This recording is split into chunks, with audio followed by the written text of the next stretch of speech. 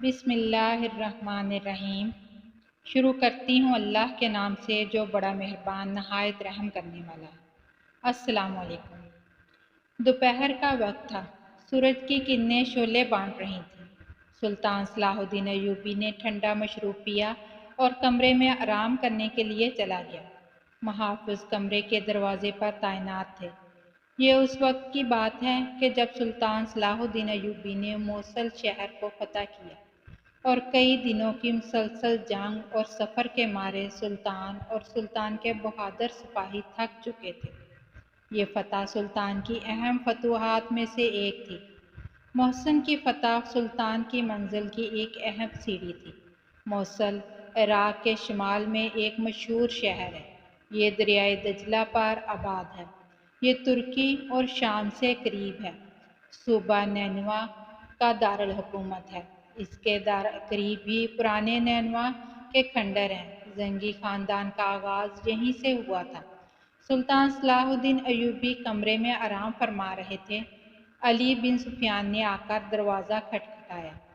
چند لمحوں کے بعد سلطان صلاح الدین نے کہا، علی بن سفیان کمرے کے اندر آ جاؤ۔ علی بن سفیان کمرے کے اندر چلا گیا اور باادب لہجے میں کہنے لگا، سلطان معظم، آپ کو نیند سے اٹھا کر تکلیف دی، اس کے لیے معافی چاہتا ہوں، لیکن بات ہی کچھ ایسی تھی کہ آپ سے بات کرنا ضروری ہو گیا تھا۔ سلطان صلاح الدین ایوبی نے کہا، علی بن سفیان، تم یہ بات اچھی طرح جانتے ہو کہ ایک سلطان کی زندگی اپنی رعایا کی قرضدار ہوتی ہے۔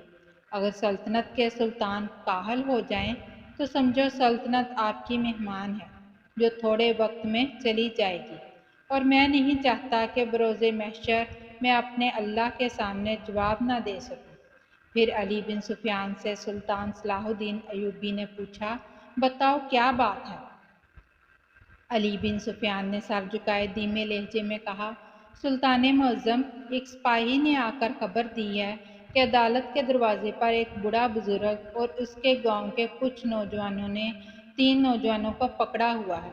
اب بزرگ بار بار اس بات کا اصرار کر رہا ہے کہ سلطان سے ملے بغیر نہیں جاؤں گا۔ میں نے پیغام بھیجا کہ کل سلطان معظم عدالت میں تشریف لائیں گے اور تم اپنا مقدمہ لے کر آ جانا، لیکن وہ بار بار یہی اصرار کر رہا ہے کہ میں سلطان سے ملے بغیر نہیں جاؤں گا۔ یہ سن کر سلطان صلاح الدین ایوبی نے اپنی پگڑی اٹھائی اور سر پر رکھتے ہوئے کہا، میرے لیے ایک گھوڑا تیار کرو، تم بھی میرے ساتھ چلو۔ سلطان صلاح الدین ایوبی نے نیام میں تلوار ڈالی، سر پر پگڑی پہنے سلطان صلاح الدین ایوبی اپنے گھوڑے پر سوار ہوا اور علی بن سفیان کے ساتھ اپنی کھلی کچہری کی طرف چل پڑا۔ جب سلطان عدالت میں پہنچا تو لوگوں کا بہت زیادہ ہجوم تھا، کیونکہ اس بزرگ نے بہت زیادہ شور مچایا ہوا تھا اور اس کے شور کی وجہ سے ارد گرد کے لوگ وہاں اکٹھے ہو گئے تھے۔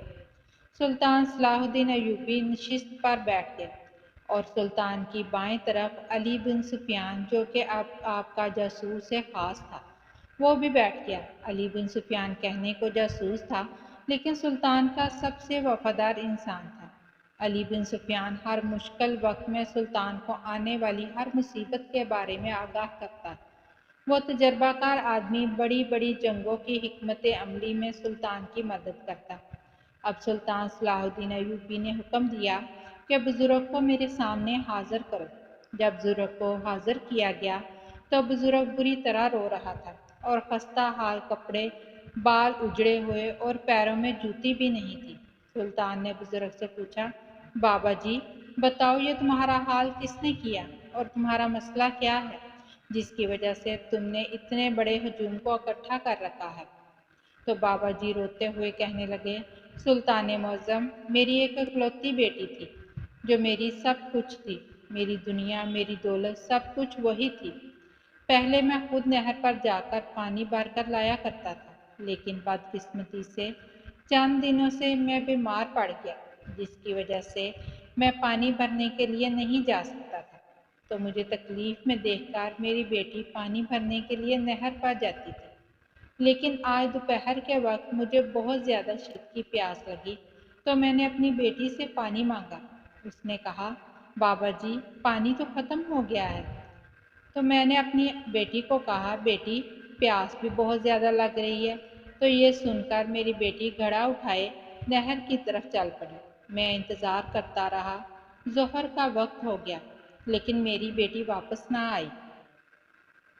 اپنے گھوڑے پر سوار ہو کر بڑی مشکلوں سے نہر کے کنارے پہنچا تو میری بیٹی وہاں موجود نہیں تھی۔ نہر کے کنارے پر اس کا مٹکا ٹوٹا ہوا پڑا تھا۔ ان تینوں نوجوانوں کے ہاتھ میں میری بیٹی کا دوپٹہ تھا اور مجھے شک نہیں، پورا یقین ہے کہ تینوں نے میری بیٹی کے ساتھ زیادتی کی اور زیادتی کرنے کے بعد اس کو نہر میں دھکا دے دیا اور میری بیٹی ڈوب کر مر گئی اور ابھی تک اس کی لاش کا کچھ بھی نہیں پتا۔ یہ سن کر سلطان صلاح الدین ایوبی ان تینوں نوجوانوں سے مخاطب ہوا اور کہا، بتاؤ کیا یہ بزرگ صحیح کہہ رہا ہے؟ تو ان تینوں نے کہا، سلطان معظم، ہم نے اس کی بیٹی کو قتل نہیں کیا، اس کی بیٹی پھسل کر نہر میں گر گئی۔ سلطان نے اپنے طریقے سے پوری طرح تفتیش کی لیکن تینوں نے جرم کا اقرار کرنے سے انکار کر دیا۔ تھوڑی دیر وہاں دربار میں سناٹا چھا گیا۔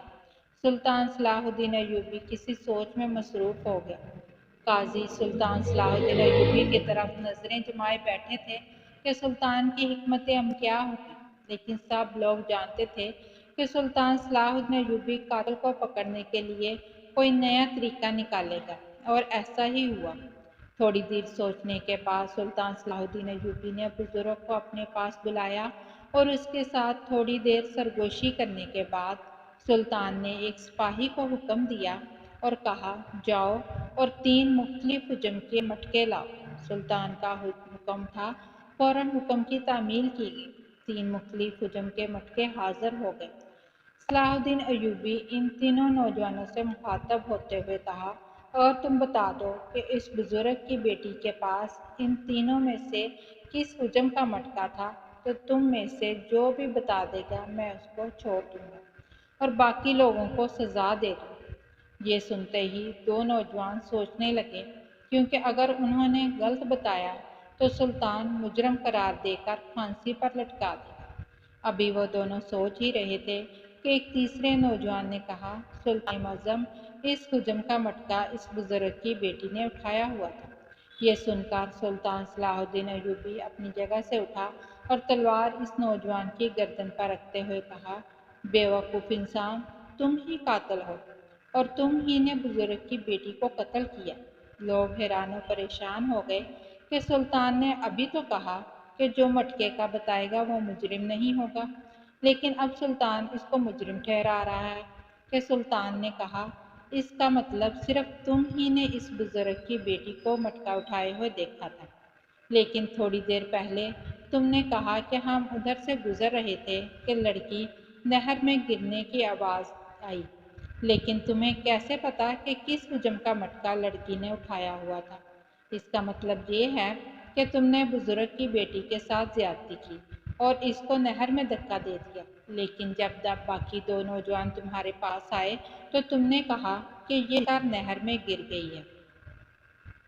اس نوجوان نے کانپتے ہوئے کہا، سلطان معظم، آپ بالکل درست فرما رہے ہیں، ایسا ہی ہے۔ اس لیے ان دونوں نے اس مٹکے کو نہیں دیکھا تھا کیونکہ اس سے پہلے وہ مٹکا ٹوٹ چکا تھا۔ نہر میں دھکا دیتے وقت اس کا دوپٹہ میرے ہاتھ میں رہ گیا۔ ابھی چند لمحے ہی گزرے تھے، یہ دونوں دوست وہاں سے گزرنے لگے۔ ان دونوں کو میں نے چیختے ہوئے کہا، جلدی آؤ، ایک لڑکی نہر میں گر گئی ہے، اس کو بچاؤ۔ لیکن اس سے پہلے یہ وہاں پہنچتے وہ لڑکی نہر میں ڈوبتے ہوئے کہیں دور چلی گئی اور میں اس لڑکی کو پانی سے نکالنے کا ناٹک کرتا رہا۔ ان دونوں کو میں نے یہی کہا تھا کہ لڑکی پھسل کر نہر میں گر گئی، جس کی وجہ سے اس کا مٹکا بھی ٹوٹ گیا اور اس کا دوپٹہ بھی کنارے پر ہی گر گیا۔ یہ سن کر سلطان صلاح الدین ایوبی نے اس کو پھانسی کا حکم دے دیا اور ان دونوں نوجوانوں کو باعزت رہا کر دیا، اور اسی طرح سلطان صلاح الدین ایوبی نے اس بزرگ کو انصاف دلایا۔